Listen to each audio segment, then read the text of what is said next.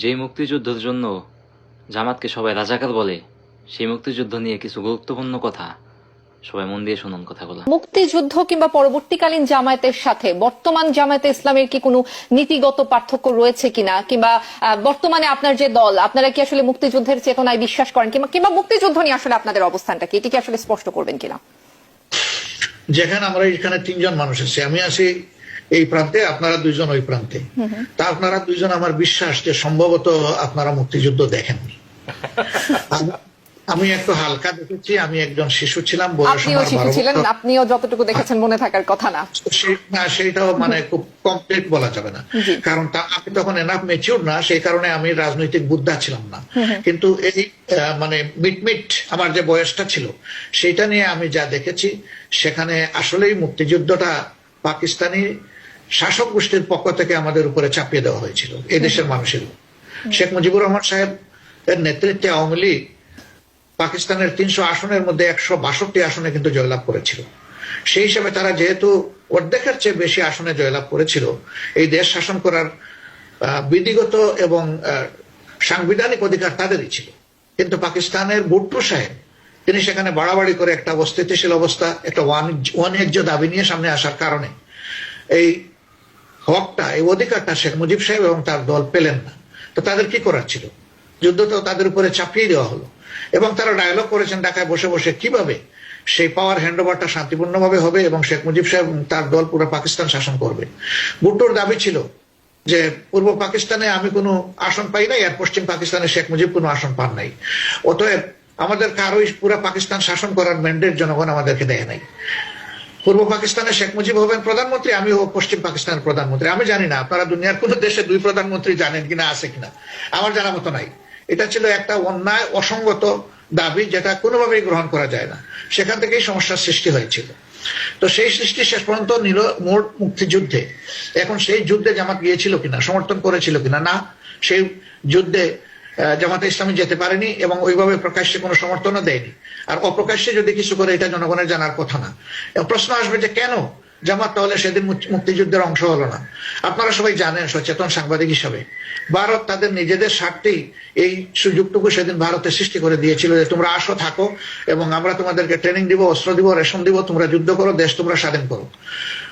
ভারত যেখানে এই দৃষ্টিভঙ্গি থেকে এটা করেছিল, সেখানে দেখেন জামাতে ইসলামী তো দূরের কথা, আব্দুল হামিদ খান ভাসানী সাহেবের নামের আগে মৌলানা আছে।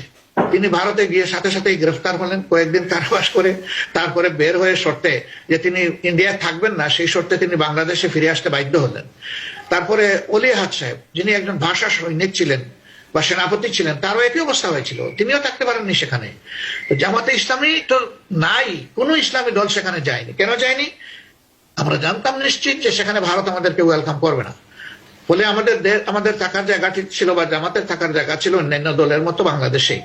শুধু এটা না, অনেক বামপন্থী দল যায়নি, তারা সেখানে মুক্তিযুদ্ধে অংশগ্রহণ করেনি।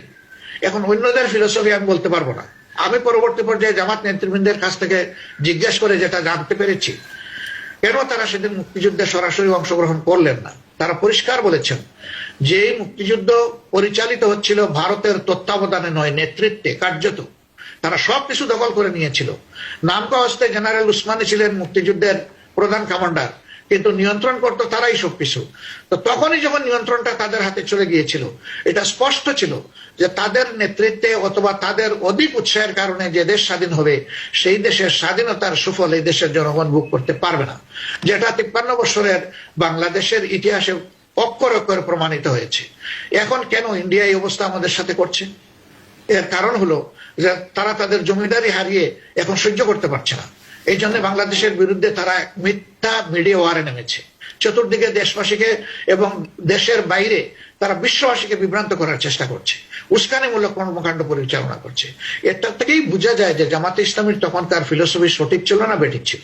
এখন আপনি প্রশ্ন করতে পারেন যে সেই সময় তাইলে কি জামাতে ইসলামী কোনো ধরনের কোনো ভুল করে নাই? এ গ্যারান্টি আমি দিতে পারবো না।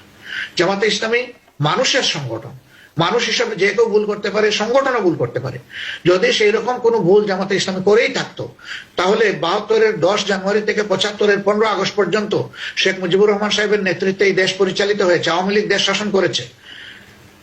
এখানে 24,000 মামলা এই ধরনের দায়ের করা হয়েছিল, সেই মামলাগুলোতে কই জামাতে ইসলামের তো কোনো নেতার নাম ছিল না। জি, ধন্যবাদ। যদি সেই নেতা তখন তারা অপরাধ করেই থাকতেন, তাইলে জামাতের নেতৃবৃন্দের নাম কেন তারা দেননি?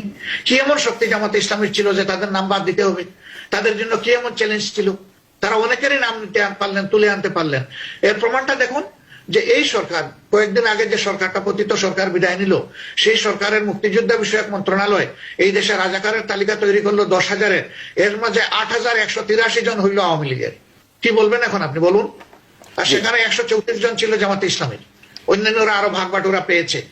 আমাদের বিরুদ্ধে যে অপপ্রচার গুলা কার্যত এগুলা তাদের নিজেদের তৈরি করা, শুধু মুক্তিযুদ্ধের চেতনার কথা বলে একটা জাতিকে ধ্বংস করা, শোষণ করা, লুণ্ঠন করা এবং অন্যদের তাবেদার বানানোর, বিষয়টাকে বৈধতা দেওয়ার জন্য, জায়েজ বানানোর জন্য আমাদের বিরুদ্ধে এই অপপ্রচার গুলা চালানো হয়েছে। মজার ব্যাপার হচ্ছে 69 যে ইলেকশনটি হলো 70-এর, সেই নির্বাচনে আওয়ামী লীগ প্রথম হলেও দ্বিতীয় হয়েছিল জামাতে ইসলামী।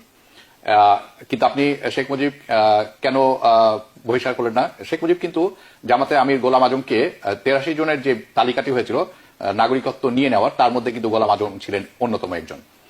এর পরবর্তীতেও একটি বিরাট তালিকা তৈরি হয়েছিল 83,000, সেখানেও অনেকে ছিলেন জামাতের।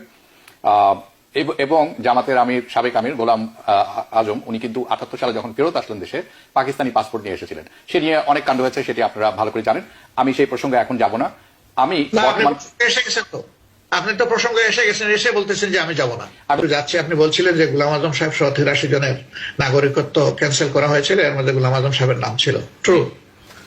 তো গোলাম আজম সাহেবের নাম যেহেতু নাগরিকত্ব ক্যান্সেলেশন সেই লিস্টে ছিল, তো তার অপরাধগুলোর বিরুদ্ধে 2-1টা মামলা করা গেল না কেন? কারণ আর যাদের নাগরিকত্ব ক্যান্সেল হয়েছিল তাদের কিন্তু কারো কারো নামে মামলা হয়েছে।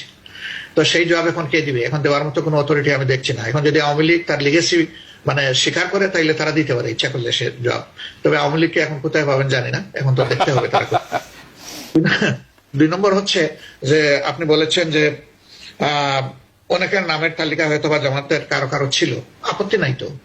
যদি নামের তালিকা এরকম কারো অভিযোগ থাকে কারো বিরুদ্ধে, বিচার করা হোক, আমাদের কোনো সমস্যা নাই। বিচারটা হোক সুষ্ঠু, বিচারটা হোক যথাযথ, নিরপেক্ষ। জাস্ট বলতে যা বোঝায় সেই জাস্টটা ডেলিভারি দেওয়া হোক। কিন্তু বিচারের নামে যা দেখলো বাংলাদেশের জনগণ এবং বিশ্ববাসী, এটা তো বিচারের এই সংক্রান্ত একটা রায়ে ব্রিটেনের একটা আদালত বলেছে যে it's a genocide of the justice.